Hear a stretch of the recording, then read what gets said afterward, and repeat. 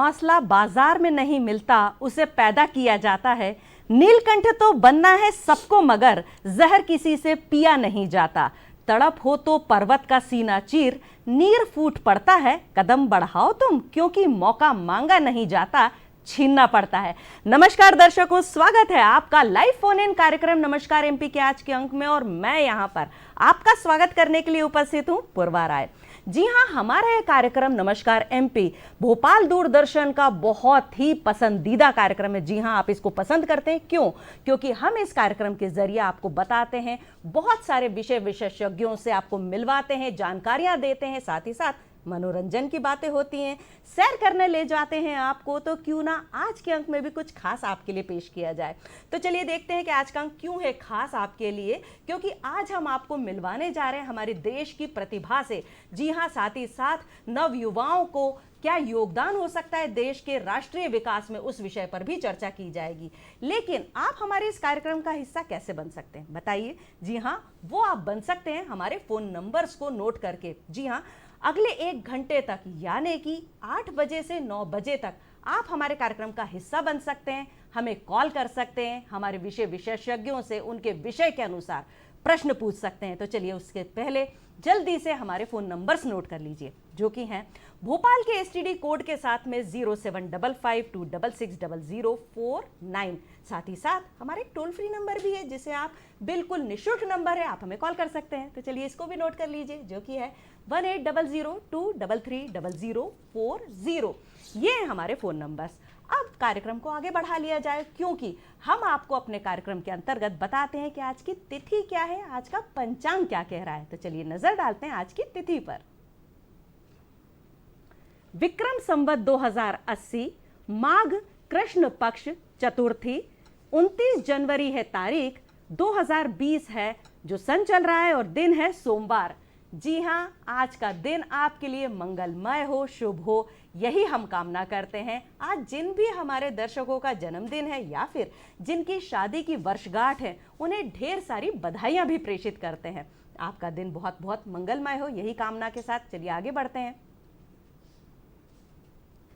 आज का जो दिन है 29 जनवरी को, जो 26 जनवरी से हम अपने देश के गणतंत्र दिवस को मनाते हैं, 4 दिवसीय प्रोग्राम करते हैं, उसका समापन होता है। जी हाँ, बीटिंग रिट्रीट होता है आज के दिन, 29 जनवरी के दिन। तो बीटिंग रिट्रीट सेरेमनी प्रत्येक वर्ष 29 जनवरी को होता है, जो कि मनाया जाता है पूरे देश में हर्षोल्लास से। साथ ही साथ आज नेशनल न्यूज़पेपर डे भी है। जी हाँ, आज नेशनल न्यूज़पेपर डे है। हम अपने अखबारों को सलाम करते हैं, जो हमारे देश को आगे बढ़ाते हैं, हमारे जो नौजवान हैं उन्हें जीने की राह दिखाते हैं, हमें बहुत सारी जानकारियां देते हैं। तो इस विषय पर भी आगे चर्चा कर ली जाएगी।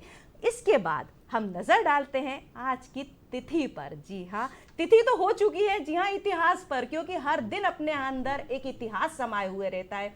जो इतिहास है वो क्या कुछ कहता है, चलिए नजर डालते हैं।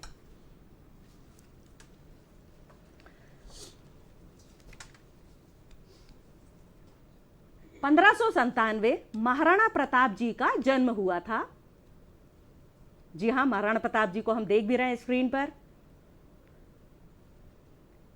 1780 भारत का पहला अंग्रेजी अखबार बंगाल बजट प्रकाशित हुआ था। जहां तक हम बात करें 1916 की, प्रथम विश्व युद्ध में फ्रांस पर जर्मनी ने पहली बार हमला किया था। 1979 भारत की पहली जंबो ट्रेन 2 इंजन वाली तमिलनाडु एक्सप्रेस को नई दिल्ली स्टेशन से झंडे दिखाकर चेन्नई के लिए रवाना किया गया था। चलिए आ जाते हैं 1988 पर।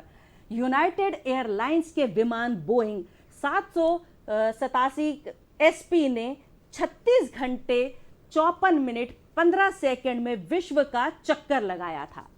अगर आ जाए 1992 पर, तो भारत आसियान का क्षेत्रीय सहयोगी बना था।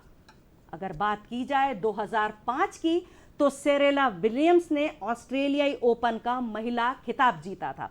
अब आ जाते हैं जन्म दिवस पर। तो आज प्रसिद्ध निशानेबाज और पूर्व केंद्रीय मंत्री राज्यवर्धन सिंह राठौर जी का जन्म दिवस है। उन्हें हमारा दूरदर्शन परिवार ढेर सारी शुभकामनाएं और बधाइयां प्रेषित करता है। आपको जन्मदिन की ढेर सारी शुभकामनाएं। अब आ जाते हैं बात एक छोटे से विचार पर। जी हाँ, एक विचार एक मनुष्य का जीवन बदल सकता है, उसके जीवन जीने की राह बदल सकता है। जो छोटे छोटे शब्द होते हैं वो हमारी सोच का तरीका बदल सकते हैं। तो देखते हैं आज का विचार क्या है। व्यक्ति अपने विचारों से निर्मित प्राणी है, वह जो सोचता है वही बन जाता है। और ये अमूल्य वचन हमें दिए थे महात्मा गांधी जी ने। जी हाँ, जो हमारी सोच होती है, जैसा हम सोचते हैं, जिन लोगों के साथ हम रहते हैं, हमारा व्यक्तित्व वैसा ही बन जाता है। हम उसी प्रकार से अपना दिनचर्या शुरू करते हैं, अपना जीवन यापन करते हैं। तो इसलिए अच्छे लोगों के साथ रखिए, अच्छे लोगों के साथ रहिए, साथ ही साथ अपनी विचारधारा अच्छी रखिए, आपका जीवन अपने आप अच्छा बन जाएगा। चलिए आ जाते हैं अब अपने विषय विशेषज्ञों से मिलवाने का टाइम हो चुका है। तो सबसे पहले आपको बताना चाहती हूँ कि आज हमारे साथ जुड़ चुके हैं श्री रविंद्र यति जी।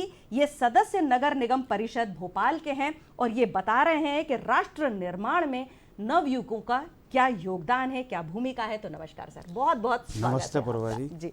साथ ही साथ दर्शकों, आज आपको मिलवाना चाहूंगी हमारे राष्ट्र निर्माण को और आगे बढ़ाने के लिए, उसको सुदृढ़ता प्रदान करने के लिए एक ऐसी छोटी सी बिटिया जिसने कि 100 से ज्यादा पदक जीते हैं, इस देश का नाम विदेशों में रोशन किया है। इस बिटिया को पूरा देश प्रणाम करता है, सल्यूट करता है। तो चलिए मिलते हैं आशीष चौकसे जी से, जो कि राइफल शूटर है। नमस्कार आशीष जी, बहुत बहुत स्वागत है आपका। और आशीष जी का जो आज का सब्जेक्ट है वो है राष्ट्र निर्माण की उभरती हुई प्रतिभा के रूप में आज हम इनको दिखा रहे हैं। इन्होंने देश विदेश में अनेकों अवार्ड जीते हुए हैं। तो चलिए सबसे पहले तो हम यति सर के पास में चलते हैं।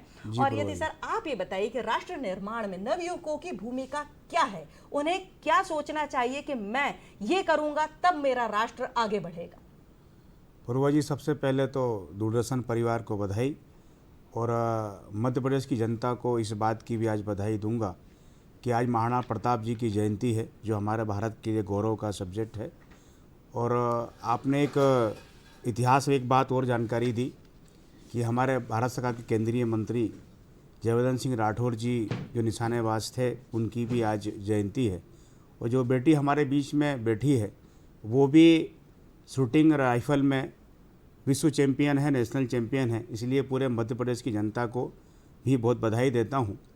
और आपने जो विषय रखा कि राष्ट्र निर्माण में युवाओं की भूमिका क्या है, मुझे लगता है कि दुनिया में सबसे ज़्यादा युवा है, ये मैं नहीं कह रहा हूँ, ये विश्व का डाटा कह रहा है, वो भारत में है जी। भले वो चाइना दुनिया का सबसे बड़ा जनसंख्या वाला देश है। तो हमारे पास काफ़ी बड़ी युवाओं की शक्ति है। इसका उदाहरण मैं इस रूप में दूंगा कि राष्ट्र निर्माण में युवाओं की भूमिका इस रूप में कि ये भारत मेरा है, ये भूभाग मेरा है, इसकी संपूर्ण जिम्मेदारी मेरी बनती है। इस भाव से युवाओं को काम करना चाहिए।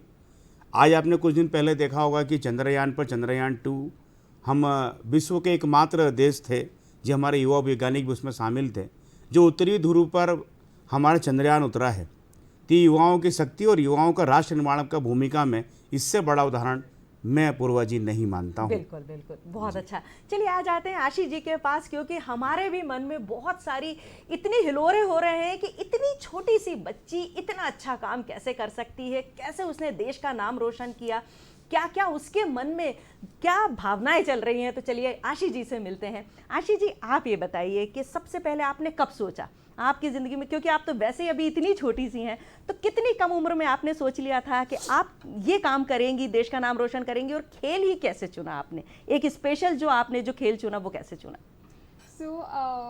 मैं हमेशा से एकेडमिक्स में थी, स्पोर्ट्स में मेरे परिवार में से कोई भी नहीं था, बट जो स्कूल में करिकुलर एक्टिविटीज़ होती हैं सो उसमें मैंने पार्ट लिया और वहाँ से मैंने एनसीसी में पार्ट लिया और वहाँ पे मेरे को इंट्रोड्यूस कराया शूटिंग से और मैंने काफ़ी अच्छा परफॉर्म किया, तो ऐसे शूटिंग मेरी लाइफ में आया। जी जी, तो वहाँ से मेरी शुरुआत हुई है शूटिंग जी। कभी घर वालों ने ये नहीं बोला, क्योंकि एक भारतीय परिवार में ये होता है कि भैया खेलोगे कूदोगे होगे खराब, तो कभी घर वालों ने ये बोला कि नहीं नहीं नहीं बिटिया हो घर की, पढ़ो लिखो, अच्छी जॉब लगेगी, अच्छे घर शादी होगी, तो घर वालों का कभी प्रेशर नहीं रहा, कभी ऐसा नहीं हुआ कि नहीं खेलना कूदना नहीं है? सो आई थिंक जो मेन सपोर्ट होता है हमेशा वो घर से शुरू होता है। सो एक्चुअली मेरे घर वालों ने काफ़ी सपोर्ट किया, तभी मुझे बाहर वालों का ज़्यादा सपोर्ट मिला। क्या बात है। सो या मतलब मेरे पेरेंट्स ने जो भी मैंने स्टार्टिंग से आज तक किया है, उन्होंने सारी चीज़ में, वेदर इट्स स्पोर्ट्स और एकेडमिक्स और कुछ भी है, काफ़ी सपोर्ट किया है। जी, हमारे दर्शक ये जानना चाहेंगे कि अगर आप उन्हें बताएं कि आपने कितने नेशनल, कितने इंटरनेशनल अवार्ड जीते हैं, कहाँ कहाँ आप गई, छोटी सी आपकी जर्नी के विषय में। सो मैंने काफ़ी कंट्रीज़ में इंडिया को रिप्रेजेंट किया है, और मेनली जैसे जर्मनी और पेरू, साउथ अमेरिका और इजिप्ट, कोरिया वगैरह। सो मेरे पास ऑलमोस्ट 100 मेडल्स होंगे जो नेशनल और इंटरनेशनल मिलाकर हैं, और इंटरनेशनल के अराउंड 12-13 मेडल्स हैं मेरे पास। सो या ये पूरा मेडल टैली है मेरा। जी, तो कहते हैं ना, विकल्प तो मिलेंगे बहुत, मार्ग भटकाने के लिए संकल्प एक ही काफ़ी है मंजिल तक जाने के लिए। तो जी हाँ, आपका संकल्प आपको इतनी अच्छी मंजिल तक लेकर गया, उसके लिए आप बधाई की पात्र हैं। आ जाते हैं हम यति सर के पास में। यति सर, आप ये बताइए कि जो देश का युवा है उसकी सोच को हमें सुदृढ़ बनाने के लिए आज हर देश के नागरिक को क्या आगे करना चाहिए, किस प्रकार से अपने देश के, अपने घर के जो नौजवान हैं उन्हें क्या सीख देना चाहिए? देखिए, मेरा मानना है कि जो युवा है वो कल का नहीं आज का नागरिक है। जी, भारत के विकास में उसकी भूमिका महत्वपूर्ण होती है। पहली पाठशाला तो घर ही होता है, दूसरा विद्यालय होता है और तीसरा समाज होता है। तीनों में दोनों तरफ से भूमिका महत्वपूर्ण होती है। जी, परिवार का वातावरण, परिवार की खुशहाली और परिवार का संस्कार उसको निश्चित तौर पर उसके विकास के लिए महत्वपूर्ण होता है। प्लस उसकी संगति, उसका आसपास का वातावरण और उसका विद्यालय और महाविद्यालय भी उसके जीवन में एक प्रभाव डालता है। इन सब चीज़ों का अगर हम समावेश करते हैं और उसको अच्छे संस्कार घर से लेकर, समाज से लेकर, या उसकी आसपास की मित्रता और दोस्ती है, निश्चित तौर पे उसमें गुणों का विकास होगा और वो राष्ट्र की तरफ, और राष्ट्र मेरा है, और अच्छे इतिहास को अगर वो पढ़ता है, भगत सिंह, सुखदेव, राजगुरु, महात्मा गांधी, इन सब के बारे में वो रिसर्च करता है, विवेकानंद जी से लेकर सुभाष चंद्र बोस को अगर वो पढ़ता है, समझता है, क्योंकि इस भारत धरती पर एक से एक महापुरुष और विद्वान यहाँ पे पैदा हुए हैं। ऋषि मुनियों का देश है, वैज्ञानिकों का देश है। जितना वो पढ़ेगा, समझेगा और राष्ट्र के प्रति अपनत्व रखेगा, ये मेरा देश, मेरी माटी है, तो निश्चित तौर पर उसका विकास होगा और राष्ट्र के लिए कार्य करेगा। हम युवा को कैसे समझा सकते हैं कि आप इस देश का भविष्य बदल सकते हैं? मुझे लगता है कि युवाओं को समझाने की ज़रूरत नहीं है, युवाओं को समझने की ज़रूरत है। अच्छा जी। जी, युवाओं को भी हमें समझना पड़ेगा कि उनके पास एक उम्र के हिसाब से एक ताकत, एक एनर्जी, भटकने और सुधरने के दोनों रास्ते रहते हैं जीवन के। जब वो भटक रहा हो तो ऐसा नहीं कि वो जिसकी संतान हो उसी की जिम्मेदारी है, चाहे वो पड़ोसी के रूप में, चाहे मित्र के रूप में, चाहे भाई के रूप में, चाहे एक शिक्षक के रूप में। हम अपनी भूमिका का निर्वहन अगर करते हैं कि ये बच्चा भी मेरा है, युवा भी मेरा है, तो निश्चित तौर पर हम उसको दिशा दे सकते हैं और हमें देने में कोई कंजूसी नहीं करना चाहिए। जी, राष्ट्र के युवा को ये समझना है, और मुझे लगता है कि आज का जो युवा है वो बहुत ज़्यादा आगे बढ़ चुका है, उसकी सोच भी जी, आगे बढ़ रही, बिल्कुल। तभी तो हम आज विश्व गुरु बनने की ओर अग्रसर हैं, जी, और एक बिल्कुल। दिन ज़रूर बनेंगे। 2047 आने में ज़्यादा दिन नहीं है, हम जी। विश्व गुरु बन के बताएंगे। अच्छा जी, ये बताइए कि आपने बताया कि आपके परिवार ने आपका बहुत सपोर्ट किया, और कौन कौन से ऐसे सपोर्ट सिस्टम थे जिनने आपको सुदृढ़ता प्रदान की, आप आगे बढ़ी? सो जब मैंने स्टार्ट किया था तो मैं 10th क्लास में थी, तो मेरे स्कूल ने काफ़ी सपोर्ट किया, बिकॉज वो डमी स्कूल नहीं है। जी, तो अटेंडेंस के लिए सब कुछ स्कूल ने काफ़ी सपोर्ट किया। और जहाँ मैं प्रैक्टिस करती हूँ, मध्य प्रदेश शूटिंग एकेडमी, तो वहाँ पे रोज़ आना पड़ता है शूटिंग के लिए, बट वहाँ पर भी काफ़ी उन्होंने सपोर्ट किया कि आप 3 दिन आ जाओ। सो ऐसे हर लेवल पे मुझे काफ़ी सपोर्ट मिला है। सो आज मैं अगर बैठी हूँ यहाँ पे तो उन सबके सपोर्ट की वजह से ही बैठी हूँ। जी, जी, जी। आपके फोटोज़ भी चल रहे हैं स्क्रीन पर, आप बता सकती हैं कि ये फ़ोटो कहाँ का है आपने? ये देखिए स्क्रीन पर, आप बताएं। सो ये मेरा अभी रीसेंट कंपटीशन का है। अच्छा जी। ये इंडोनेशिया की फ़ोटो है। सो अभी 10 दिन पहले ये कंपटीशन हुआ क्या है। बात है। और मेरा इसमें इंडिविजुअल ब्रॉन्ज मेडल था। Very nice. एशियन गेम्स में आपने देश के लिए, मध्य प्रदेश के लिए पहली बार 3 मेडल जीते, जो मुझे लगता है हमारे देश में कभी ये संभव भी नहीं हो पाया। वहाँ पर जाके आपको क्या फीलिंग आई? क्या आपको कभी ऐसा लगता था कि मैं नहीं कर पाऊँगी, या नहीं ऐसा लगता था कि मैं तो अपने देश के लिए कर ही सकती हूँ? मुझे ऐसा कभी नहीं लगा कि मैं ये नहीं कर सकती। मतलब डाउट्स आते हैं बट उन डाउट्स को हम ओवरकम कैसे करते हैं वो जी। ज़्यादा इम्पॉर्टेंट होता है। सो जब इससे पहले वाला जो एशियन गेम्स हुआ था तब मैंने मेरी शूटिंग स्टार्ट की थी। So it was a dream हमेशा से ही कि एशियन गेम्स में मेडल लाने के लिए। और जब आप उस प्लेटफॉर्म पे खड़े होते हो, जब आप एशियन गेम्स में होते हो, आपको आपकी पूरी जर्नी याद आती है शुरू से लेके आखिरी तक कि आपने कैसे स्टार्ट किया, आपके क्या मेडल्स हैं और आपकी कंट्री के लिए आपकी क्या रिस्पॉन्सिबिलिटी है और आपको कैसे उसको आप निखार सकते हो और उनको बता सकते हो कि आप भी एक यूथ जिसके हम बात कर जी। रहे हैं, तो हमारी भी एक रिस्पॉन्सिबिलिटी होती है कंट्री के लिए। तो या मैंने भी वो फील किया वहाँ पर और मेडल लिया वहाँ पे। जी। जब एक भारत की बेटी खड़ी होती है उस जगह पर जहां से उसको दिखता है कि मेरा पूरा देश मुझे देख रहा है, यहाँ पर जो फीलिंग आती है वो क्या होती है? बहुत अच्छी फीलिंग होती है और आई गेस प्रेशर से ज़्यादा वो एक स्ट्रेंथ देती है कि इंडिया की जो पॉपुलेशन है वो आपको देख रहा है, वो आपको सपोर्ट कर रहा है, वो आपके साथ है। सो जब इतने लोगों का सपोर्ट मिलता है और फैमिली सपोर्ट, उनकी आशाएं होती कि आप वहाँ से मेडल लेकर आओ। जी। सो ये सारा मेरे लिए एक स्ट्रेंथ के लिए काम करता है कि मेरे पीछे इतने लोग हैं जो मेरे लिए खड़े हुए हैं, तो मुझे भी यहाँ कुछ करके जाना है जी। ताकि मैं भी उनको खुश कर सकूँ। बहुत जी। बहुत ही अच्छी बात है। हौसला बाजार में नहीं मिलता, उसे पैदा किया जाता है। बिल्कुल। नीलकंठ तो बनना है सबको मगर, लेकिन जहर पिया नहीं जाता। तड़प हो तो पर्वत का सीना चीर, नीर फूट पड़ता है, कदम बढ़ाओ तुम क्योंकि मौका मांगा नहीं जाता, छीना जाता है। बिल्कुल ये सही बात है। आप मुझे ये बताइए यति सर कि जी। हमारे देश का जो नौजवान है उसको घरेलू, जो हम आपने बोला कि घर वाले शिक्षा देते हैं, लेकिन क्या ये समाज का किस प्रकार से, जो उसका स्कूल है, कॉलेज है, उनका किस प्रकार से दायित्व उनको निभाना चाहिए कि ये जो नौजवान है ये हमारे देश का भविष्य आगे बढ़ाएंगे? देखिए, आपका विषय बहुत अच्छा है, क्वेश्चन भी बहुत अच्छा है। जी। अभी बेटी हमारे सामने बैठी है, उसने अपने वक्तव्य में एक बात बोली कि मेरे विकास में, मेरे जीवन में मेरे स्कूल की भी भूमिका है। उन टीचरों को भी, मतलब ये बेटी आभार व्यक्त कर रही है। मैं उसी भाव से ये बोलूँगा कि स्कूल हो या कॉलेज हो या समाज हो, निश्चित तौर पर आपके विकास में उसका भी एक ऋण होता है। जी। वो भी, जैसे बच्चा स्कूल जाता है, 12 से 13-14 घंटे रहता है अपने मदर फादर के पास, यानी घर पे, और बाकी 8 से 9 घंटे वो जी। स्कूल और महाविद्यालय में अपना समय को व्यतीत करता है। जी। उस 8 घंटे में वो विभिन्न समाज धर्मों के व्यक्तियों से मिलना और अलग अलग परिवारों के संस्कारों के बीच वो बच्चा रहता है।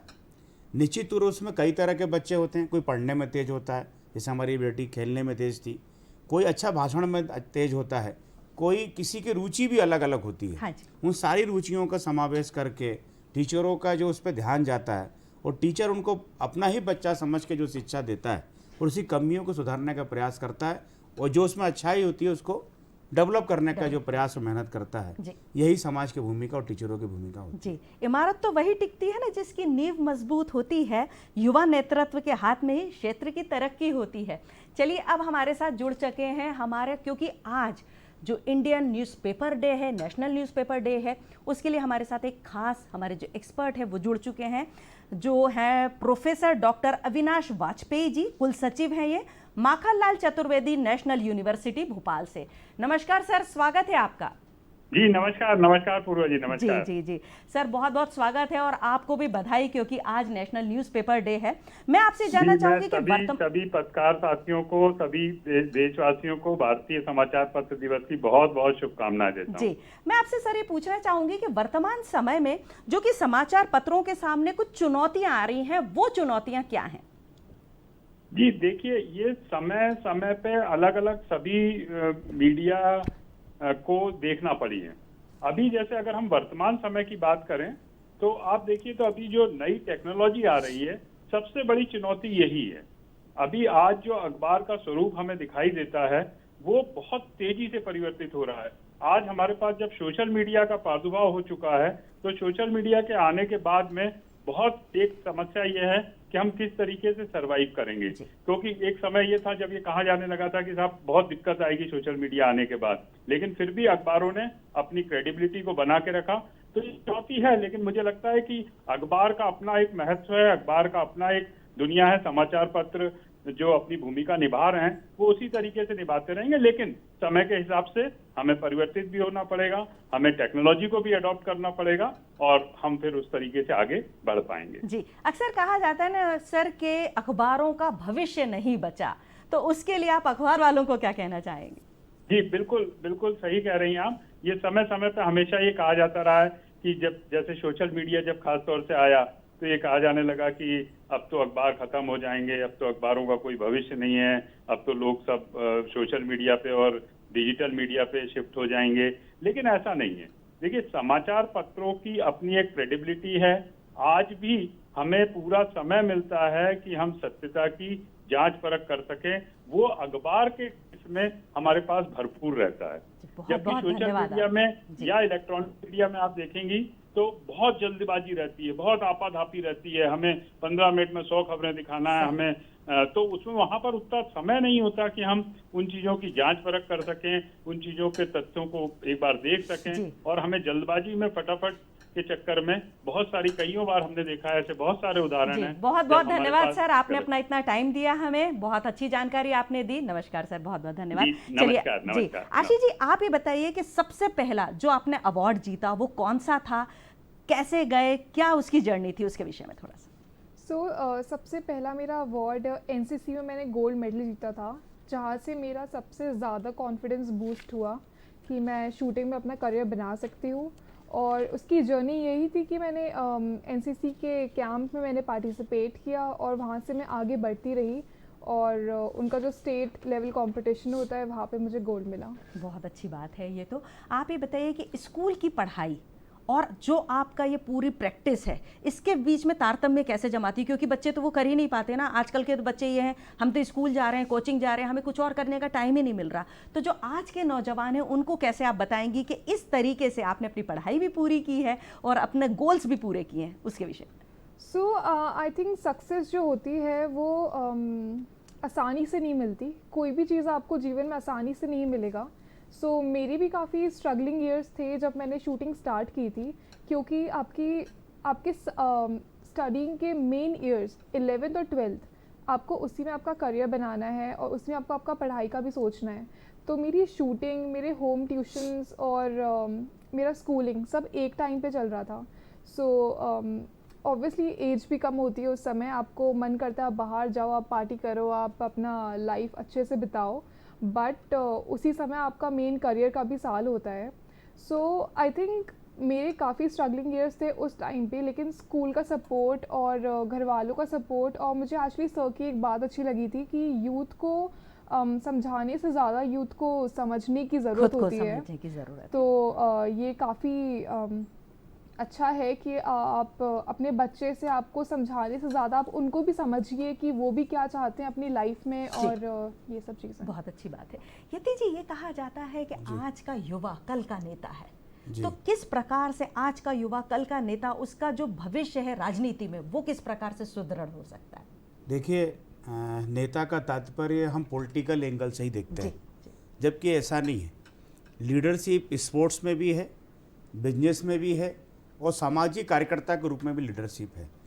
चुनाव लड़ने वाला ही व्यक्ति नेता है ऐसा नहीं है। महात्मा गांधी जी ने सिंपल कोई चुनाव नहीं लड़ा, लेकिन उनसे बड़ा नेता इस देश में कोई नहीं हुआ और उनसे बड़ा लीडर कोई नहीं हुआ कि विनोबा भावे हैं, गांधी जी हैं। ऐसा हमारे पास एग्जाम्पल है जिन्होंने कभी ना विधान परिषद के सदस्य रहे, ना विधायक रहे, ना कभी सांसद रहे, ना कभी मंत्री रहे, लेकिन उनके एक आह्वान पर लोगों ने एक टाइम का भोजन भी छोड़ा है और एक आह्वान पर अंग्रेजों के खिलाफ असहयोग आंदोलन जैसे बड़े बड़े आंदोलन भी खड़े किए हैं। तो निश्चित तौर पर हर लीडर में, हर युवा में मेरा ये कहना है कि लीडरशिप होना ही चाहिए। जी।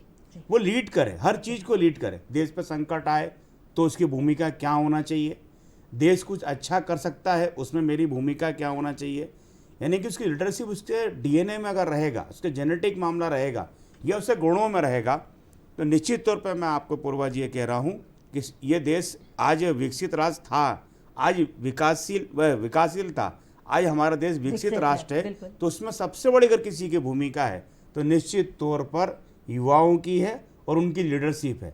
आज नरेंद्र मोदी के रूप में हमको देश का प्रधानमंत्री मिला हो या भगत सिंह के रूप में हमको क्रांतिकारी मिला हो, जी, निश्चित तौर पर लीडरशिप, भगत सिंह भी कोई चुनाव नहीं लड़े थे लेकिन लीडरशिप थी। बिल्कुल इस देश के लिए एक जज्बा था कि मैं तो नेतृत्व करूंगा, चाहे वो अंग्रेजों के खिलाफ करूंगा चाहे क्रांतिकारी के रूप में करूंगा। तो मेरा मानना है कि हर बच्चे में, हर युवा में लीडरशिप होना, नेतृत्व होना ये बहुत ज़रूरी है और उसके गुण सकारात्मक हो, बस इतना ही कहना चाहूँगा। एक लीडरशिप होती है भारत के खिलाफ, राष्ट्र के खिलाफ करना, और एक लीडरशिप होती है राष्ट्र के लिए मैं क्या कर सकता हूँ, वो उसमें मेरी भूमिका क्या हो सकती है। मैंने कहा ना, मेरा देश मेरी माटी, कश्मीर हो या गुवाहाटी, मेरा देश मेरी माटी। बिल्कुल सही। हमारे साथ हमारे एक दर्शक भी जुड़ चुके हैं, हमारे कॉलर जुड़ चुके हैं, भावेश जी छिंदवाड़ा से। नमस्कार, स्वागत है आपका, पूछिए आप अपना प्रश्न। जी, गुड मॉर्निंग मैम। मेरा क्वेश्चन आशीष जी से है कि स्टेट शूटिंग एकेडमी में एडमिशन्स के क्या क्राइटेरिया होते हैं? जी। सो उनका एक समर कैंप होता है अप्रैल में, सो आप वहाँ पे अप्लाई कर सकते हैं, बट उसकी एक एज लिमिट होती है 18। अगर आपका बच्चा 18 से अंडर है तो आप उसमें ऑफ कोर्स अप्लाई कर सकते हैं। सो वो उसमें 10 दिन के लिए सिखाते भी हैं, उसके बाद अगर अच्छा कर रहे हैं तो उनमें आपका एडमिशन भी हो जाता है। जी, बहुत अच्छा है। मुझे लगता है उन्हें अपना प्रश्न का उत्तर भी मिल चुका होगा। चलिए हम यति जी के पास आ जाते हैं। यति जी, ये बताइए कि जो राष्ट्र निर्माण में जो युवा है उसके युवा विकास के 5 C कौन कौन से हैं? 5 C मतलब? जी, 5 C जैसे हम कहेंगे, कैपेसिटी हुई, करेज हुआ, कनेक्शन है, करेक्टर है, केयर है, ये किस प्रकार से उसके अंदर देखभाल कैसे आ सकती है, वो क्षमता कैसे विकसित कर सकता है, आत्मविश्वास कैसे विकसित कर सकता है? देखिए, मेरा ये मानना है कि इसको इस रूप में ले सकते हैं कि उसका व्यक्तित्व विकास, आपका सवाल ये जी, संपूर्ण व्यक्तित्व विकास उसका कैसे हो सकता है। तो निश्चित तौर पर मैंने एक बात कही ना कि अगर वो अच्छी किताबें पढ़ता है जी, और देश के और दुनिया में जिन्होंने मुकाम कायम किया है, हासिल किया है, उनकी बुक्स पढ़ना, उनके बारे में जानना, और घर में भी माता पिता का व्यवहार और आचरण मैं निश्चित तौर पर बहुत बड़ा मायने रखता हूँ। चूँकि जनप्रतिनिधि भी हूँ तो एक बात बहुत ईमानदारी से आज मैं दूरदर्शन के माध्यम से युवाओं को ये कहना चाहता हूँ कि घर में अगर मेरे पिताजी अगर कोई नशा करके आते हैं जी, वो घर में कला होता है तो निश्चित तौर पर उस युवा के भविष्य पर संकट खड़ा होता है। तो सबसे पहली जो जिम्मेदारी मैंने कहा कि घर से, उसके बाद वो जिस विद्यालय और महाविद्यालय में जाता है वो टीचरों के आचरण को वो आत्मसात करता है कि वो टीचर ऐसा पहनते हैं, टीचर ऐसा रहते हैं, टीचर के बैठने की स्टाइल ऐसा है, वो टीचर बहुत अच्छा बोलते हैं, तो निश्चित तौर पर वो उसको आत्मसात करता है। दूसरा, जो उसका आसपास की संगति, जो मैं बार बार बोल रहा हूँ, वो भी उसके जीवन पर बहुत प्रभाव पड़ता है। जैसे आशी बिटिया ने बोला कि मैं एनसीसी में गई और मैंने जब फर्स्ट उसमें ही मैंने गोल्ड मेडल जीता तो मेरे में आत्मविश्वास डेवलप हुआ। तो निश्चित तौर पर जो संस्थाएं हैं, एनसीसी है, स्काउट है या अन्य संस्थाएं हैं, ये भी किसी बच्चे की खोज में, प्रतिभा खोज जिसे कहते हैं, उस प्रतिभा खोज के डेवलपमेंट में और उसके योगदान में अपनी भूमिका का निर्वहन करता है। तो कुल मिला के पूरे वातावरण से कहीं ना कुछ सीखने को मिलता है, लेकिन जिस बच्चे में जो योग्यता है उसको कैच कौन करता है, उसका पेरेंट्स कि उसका टीचर। ये मायने। बिल्कुल। आशीष जी, ये बताइए कि आप अपनी प्रैक्टिस कहाँ करती थी? सो मैंने स्टार्ट किया है एमपी स्टेट शूटिंग एकेडमी, जो कि भोपाल में ही है और वर्ल्ड क्लास एकेडमी है। सो मैंने मेरी शूटिंग की स्टार्टिंग और अभी भी वहीं पे प्रैक्टिस करती हूँ। अच्छा जी। जी, कभी ऐसा नहीं लगा कि घर से बहुत दूर है, आज तो मुझे नींद आ रही है, आज मुझे इच्छा ही नहीं हो रही? क्योंकि अमूमन बच्चों को इस उम्र में यही होता है कि नहीं, आज तो हमें थोड़ा पिकनिक मनाना है। कभी ऐसा मन में नहीं आया? आता है और मैं ब्रेक लेती भी हूँ, क्योंकि जितना मैं शूटिंग करती हूँ उतना मुझे रिकवरी की भी मेरी बॉडी को उतनी ज़रूरत होती है। और मेरा ये मानना है कि अगर आप ब्रेक ले लेके करते हो तो आपका मन और आप बहुत ही क्वालिटी ट्रेनिंग कर सकते हो या रादर दैन क्वांटिटी ट्रेनिंग से। या क्वालिटी ट्रेनिंग मेरे लिए ज़्यादा इम्पोर्टेंट लगती है। डेली शेड्यूल क्या है आपका? मेरा डेली स्केड्यूल है कि मैं सुबह 7 बजे उठती हूँ, 8 बजे रेंज के लिए निकल जाती हूँ, 9 से लेके अगर हाफ डे है तो 1:30 बजे तक, और फुल डे है तो 5:30 तक मैं शूटिंग एकेडमी में ही रहती हूँ। फिर जिम करके मैं वापस घर आती हूँ, तो मेरे को हो जाते हैं पूरे 12 घंटे ऑलमोस्ट शूटिंग रेंज पे। जी जी जी। यति जी, बताएं, भारत की जो राष्ट्रीय युवा नीति है, देश के युवाओं को उनकी पूरी क्षमता से सशक्त बनाना, ये कैसे संभव हो पाएगा? देखिए, ये हो पाएगा नहीं, हो रहा है। बिल्कुल ठीक। पहले तो ये कहूँगा, जी सेना का क्षेत्र हो, पहले सेना में रुचि कम लेते थे जी और कई हमारे पद खाली रहते थे, लेकिन आज देखने को ये मिलता है कि जब सोशल मीडिया और मीडिया की बात अगर आज करें, आज वो डे भी आप बता रही हैं कि आज मीडिया डे है, जी तो उस आधार पर अगर मैं बात करूं तो निश्चित तौर पर युवाओं में एक वो आया है कि सेना के माध्यम से, स्पोर्ट्स के माध्यम से, बिजनेस के हिसाब से, हम बिजनेस की बार मैं इसलिए कह रहा हूं कि भारत के विकसित होने में एक महत्वपूर्ण भूमिका रोजगार और व्यवसाय भी अपना माने रखता है। उसी तरह रक्षा का क्षेत्र हो, स्वास्थ्य का क्षेत्र हो, शिक्षा का क्षेत्र हो, सभी क्षेत्रों में युवा अपनी महत्वपूर्ण भूमिका निभा रहे हैं। और एक बात और कहूँगा, अभी इसी कालखंड में कोरोना आया था, जी जिसमें आप देखिएगा कि जितनी भी संस्थाएं काम कर रही थी सरकार के साथ मिलके, उसमें युवा चेहरा सामने आ रहे थे। वो कल्पना से परे आ रहे थे, ना वो सेना में थे, ना वो पुलिस में थे, ना वो डॉक्टर थे, जी। ना किसी जिम्मेदारी के पद पर थे, लेकिन अपने जान को जोखिम में डालकर कोरोना के समय जिन्होंने देश में सेवा करी, निश्चित तौर पर इससे बड़ा एग्जाम्पल जी हो ही नहीं बिल्कुल। सकता। प्रत्येक नवयुवा ने अपनी जो जिम्मेदारी है वो बखूबी निभाई। देश की सेवा बिना किसी तारतम्य से, बिल्कुल, किसी बिना में स्वार्थ के मुझे इसके बदले में ये मिलेगा। बिल्कुल सैल्यूट है उनको। और आज जैसे कि हमने आपको पहले भी बताया कि आज इंडियन न्यूज़पेपर डे है, नेशनल न्यूज़पेपर डे है, तो इस विषय में चर्चा करने के लिए हमारे साथ हमारे एक और एक्सपर्ट जुड़ चुके हैं। जी हाँ, ये है दीपक कांकर जी, संपादक है एमपी टुडे न्यूज एवं स्वतंत्र पत्रकार रायसेन से। नमस्कार सर, स्वागत है आपका। जी नमस्कार। जी सर, आज के परिवेश में अखबार का समाज में क्या महत्व है, अगर आप ये बताएं हमें तो। देखिए, न्यूज़पेपर का समाज में बहुत अधिक महत्व है। समाचार पत्र से एक तो व्यक्ति रोज तरोताजा रहता है, रोज उसको नई जानकारियों से अपडेट होता है वो, और इसके अलावा उसके देश में या पूरे विश्व में क्या चल रहा है, इन जानकारियों से भी वो अपडेट रहता है। जी, आज के परिवेश में अखबार का समाज में क्या महत्व है, क्योंकि अगर कहा जाए कि सुबह के वो जो 6 पन्ने हैं, दोपहर होते होते तक वो एक कोने में पड़े रहते हैं, तो उसका महत्व अगर आप हमारे युवाओं को समझाएं, हमारे समाज को समझाएं। देखिए, समाचार पत्र में विभिन्न जानकारियां आती हैं। जैसे जो बच्चे विभिन्न परीक्षाओं की तैयारियां करते हैं और उन तैयारियों के बारे में भी उसको काफी अपडेट उसमें मिलता है। इसके अलावा जो डेली रोज का जो विश्व में जो चल रहा है या देश में जो चल रहा है, उन जानकारियों से भी उसको अपडेट मिलता है। तो जैसे पीएससी की परीक्षा, यूपीएससी की परीक्षा है, इन परीक्षाओं में अखबार की जो जानकारियां होती है वो उनको काफी सहयोग करती है उनकी परीक्षा में। जी जी जी जी, क्या आप ये कह सकते हैं कि एक अखबार देश और दुनिया की दशा और दिशा बदलने का एक माध्यम हो सकता है? बिल्कुल बिल्कुल। अखबार तो समाज में बिल्कुल क्रांति ला सकता है, क्योंकि समाचार जो है, खबरें हैं जो नए नए आयाम स्थापित करती हैं, नई नई चीजें लोगों को बताती हैं, नए नए विचार पैदा करती हैं, और खास तौर से युवाओं में जी इस तरह से उसको अपडेट करती है वो अखबार, जिससे वो अपने जीवन की आगे की धारा को बढ़ा सकते हैं। जी, बहुत बहुत धन्यवाद आपका दीपक जी, धन्यवाद बहुत बहुत। आशीष जी, आप ये बताइए कि सरकार की तरफ से किस प्रकार से आपको मदद मिलती है? क्या वो जो मदद है वो आपके लिए पर्याप्त रहती है? आप उसके द्वारा और आगे बढ़ सकती हैं?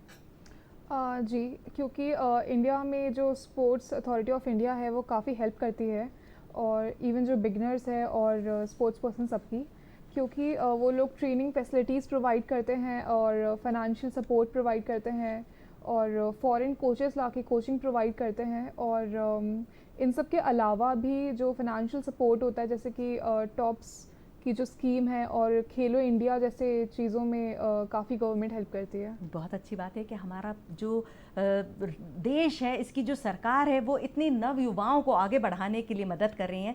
यति सर, ये बताइए कि जो भी विकसित विकासशील जो देश हैं उसके अंदर जो युवा हैं उनके शिक्षण के लिए, समुचित विकास के लिए उन्हें और क्या प्रयास करना चाहिए, क्योंकि कहीं ना कहीं वो उस चीज़ में कमी होती है और उनका युवा आगे नहीं बढ़ पाता है। मुझे लगता है कि सरकार के साथ साथ युवाओं के विकास में, मैं बार बार एक बात कह रहा हूँ कि समाज की भी महत्वपूर्ण भूमिका है, और विकासशील देशों में सामाजिक संस्थाएं बहुत काम करती हैं, उन बच्चों की चिंता करती हैं, चाहे उनकी फीस भरने का मामला हो, उनके अन्य संसाधनों का मामला हो, ये सामाजिक संस्थाएं इस कार्य को करती हैं और सरकार भी करती हैं। किसी भी स्टेट की बात करें या किसी भी कंट्री की बात करें, निश्चित तौर पर आजकल एजुकेशन हमारी प्रायोरिटी हो गई है। और आज से 50-60 साल से पहले एजुकेशन की परिभाषा कुछ होती थी। आज एजुकेशन को हर परिवार, चाहे गरीब हो अमीर हो, वो सबके सब एजुकेशन को बहुत प्रायोरिटी दे रहे हैं जी। और हमारे यहाँ संस्कृत में कहा गया है कि विद्या विनय देती है। और हमारे देश में तो सदियों से शिक्षा का ही गुरुकुल पद्धति पूरी दुनिया में अगर कहीं है तो वो हमारे देश में था, जो हजार साल पहले के सबूत मिलते हैं। भगवान श्री राम के समय से ये सबूत हमको मिलते हैं कि गुरुकुल पद्धति हमारे यहाँ थी। और हम आज विकासशील नहीं, हम तो आज विकसित राष्ट्र हैं। लेकिन आपने एक बात कही कि विकसित राष्ट्रों के युवाओं को हमारी भूमिका क्या हो सकती है, उनके कई तरह की समस्याएं आती हैं।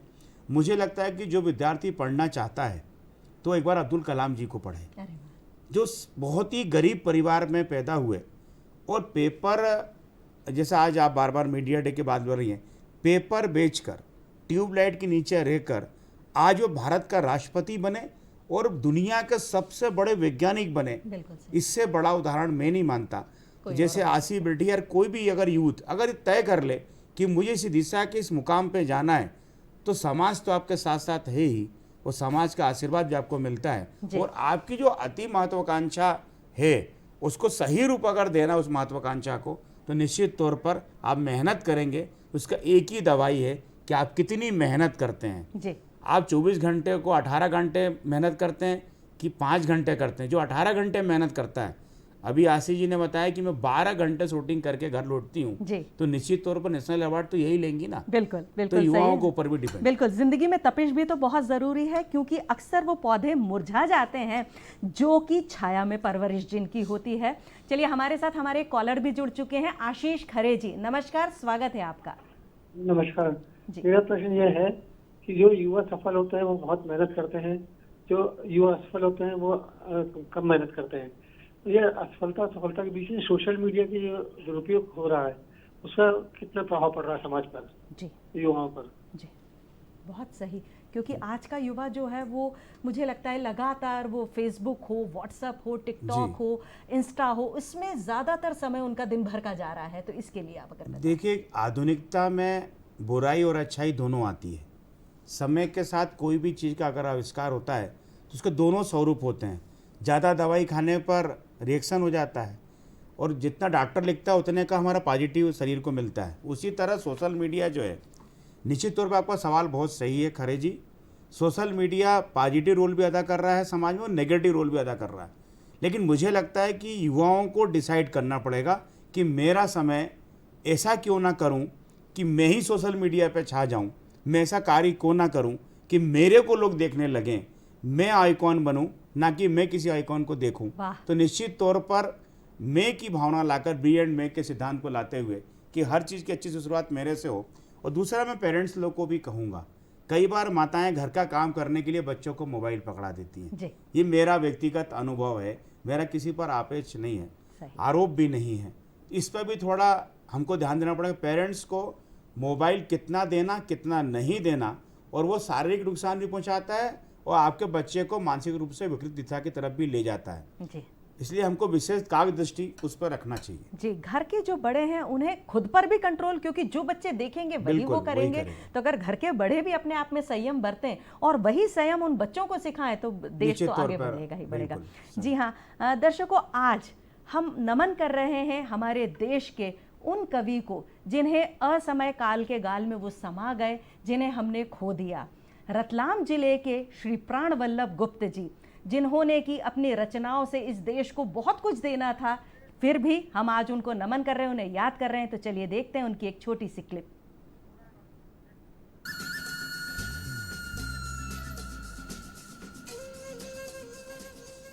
गुप्त मालवा की धरती में जन्मे एक ऐसे सजल, सरल और अविस्मरणीय लेखनी के धनी, एक अनोखे प्रकृति के कवि जो युगों में जन्मते हैं। आपका जन्म रतलाम जिले में वसंत पंचमी 1932 को हुआ। रतलाम शहर मध्य प्रदेश और भारत की हीरे की खदान से एक कोहिनूर 24 दिसंबर 1973 को मात्र 41 साल की कम उम्र में काल की गोद में जा बैठा। स्वर्गीय प्राण गुप्त नए मालवा की नई सृजक प्रतिभाओं के बीच एक सशक्त संभावना थे। इस युग की नब्ज पर उनकी पकड़ कलात्मक और बारीक थी। उन्हें खोकर हमारे प्रदेश की प्रांतिक विस्फोट से प्रज्वलित एक शानदार मशाल बुझ गई। अगर अपनी रचनाओं में जो अपने अक्षर देह पीछे वो छोड़ गए, उनमें ऐसा कुछ है जिसे यदि हम संजो कर रख सकें तो आने वाले युग का समीक्षक उनमें एक विशिष्ट प्रकार की सृजनात्मक द्युति देख सकेगा। कवि तो मर नहीं सकता, प्राणगुप्त को अपने बीच शाश्वत जीवित अनुभव करवाने के लिए आज हमारे साथ उपस्थित हैं उनकी पुत्री श्रीमती प्रेरणा गुप्ता और दोनों सुपुत्र श्री गगन गुप्ता और मिलन गुप्ता जी। तो आइए श्री प्राण वल्लभ गुप्त की लेखनी, जिनके अक्षर पुष्पों को तुलसी की माला स्वरूप एक पुस्तक में संजोया गया और नाम दिया गया सूरज के हस्ताक्षर की चंद पंक्तियों को जीवंतता प्रदान की जाए इन सभी के स्वरों में। मुस्कुराता धरा गीत गाते, हवा गुनगुनाते चली आ रही है।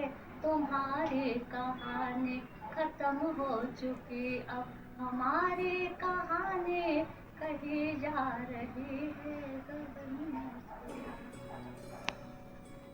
लो एक बरस भर बाद लिए मीठे सपनों की याद लौट, फिर फागुन आया रे कि होली गालो रे कि रंग उड़ा लो रे। मेरे आंगन में ऋतुओं का त्योहार मना करता है, हर मजबूरी के बाद नया संसार बना करता है।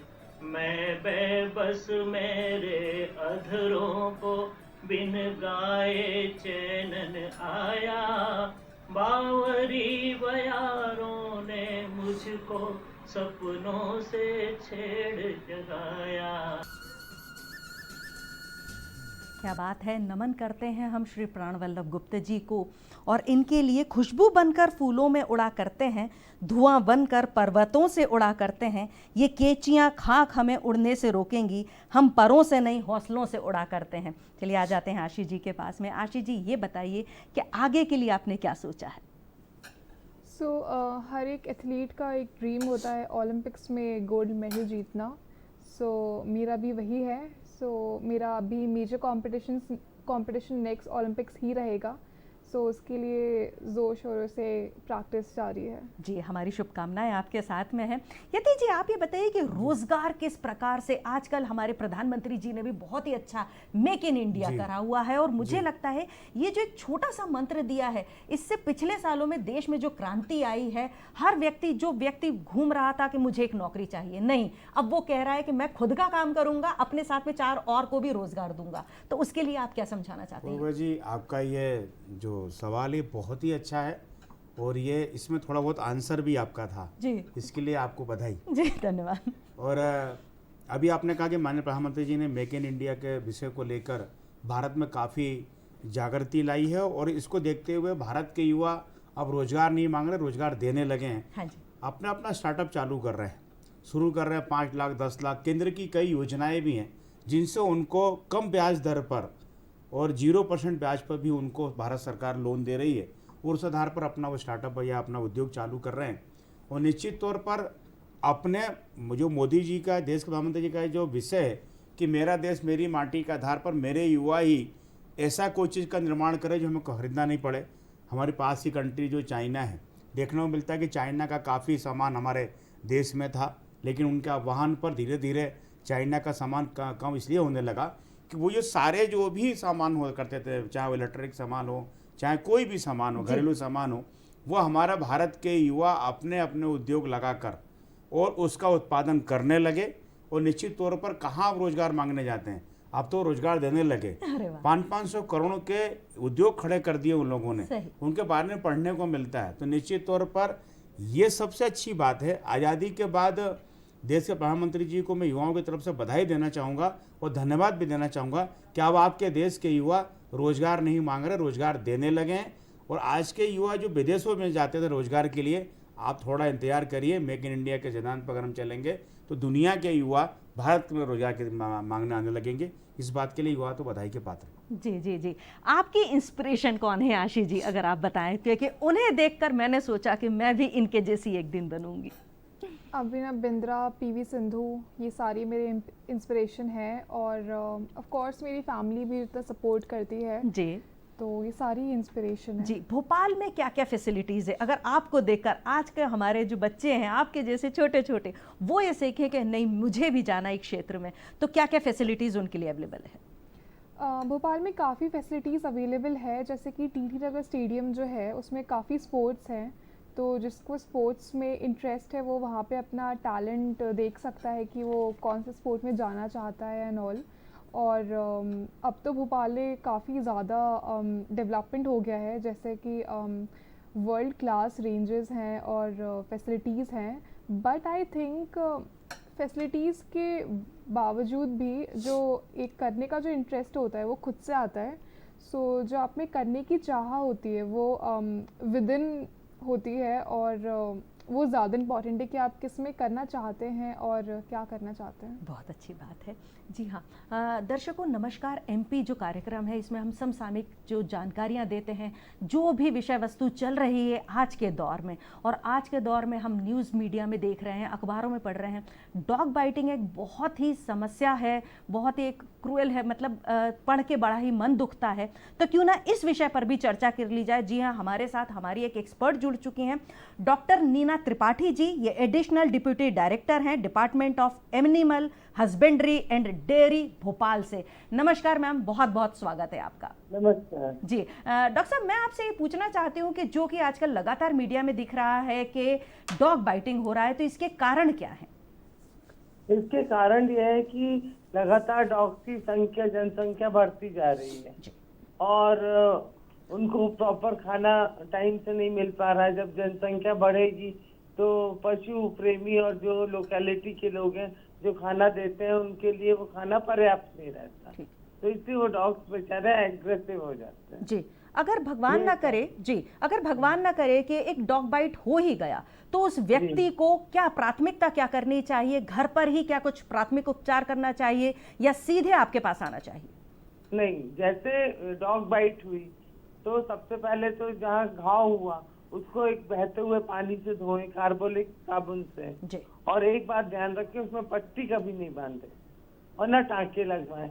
और फिर पास के प्राथमिक उपचार केंद्र या किसी अस्पताल में जाकर या किसी डॉक्टर के पास जाकर पोस्ट बाइट वैक्सीन जो 5 लगती हैं, 0 डे, 7 डे, 14 डे, 30 डे और 90 डे में, उसको तत्काल लगवा लें। बहुत बहुत धन्यवाद आपका। डॉग ने आपको काटा है उसको लगातार देखते रहे 10 दिन तक। अच्छा, अगर वो डॉग की डेथ हो जाती है तो 5 डोज लगाना अनिवार्य है। ठीक है डॉक्टर साहब, बहुत बहुत धन्यवाद, आपने अपना इतना समय दिया। मैं यति सर के पास में आती हूँ, क्योंकि आप नगर निगम के जो आप सदस्य भी हैं, नगर निगम की क्या भूमिका है जब ये डॉग बाइटिंग हो रही है इतनी ज़्यादा, तो नगर निगम क्या करता है?